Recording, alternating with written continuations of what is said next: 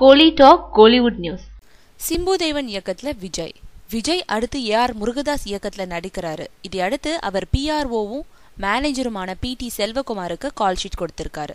இந்த படத்தை யார் இயக்குறதுன்ற கேள்விக்கு பதிலா 2 பேர் முளைச்சிருக்காங்க.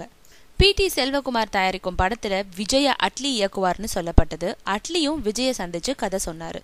கதை விஜய்க்கு பிடிச்சதாகவும் தகவல்கள் வெளிவந்துச்சு. இதனால விஜய அட்லி இயக்குவது உறுதின்னு சொன்னாங்க.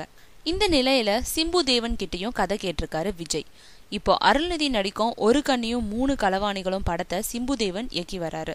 அவர் சொன்ன கதை விஜய ரொம்பவே இம்ப்ரெஸ் செஞ்சதாகவும் முருகதாஸுக்கு அப்புறம் சிம்புதேவனே விஜய இயக்குவார்னும் இன்னொரு புதிய பூதம் கிளம்பி இருக்கு.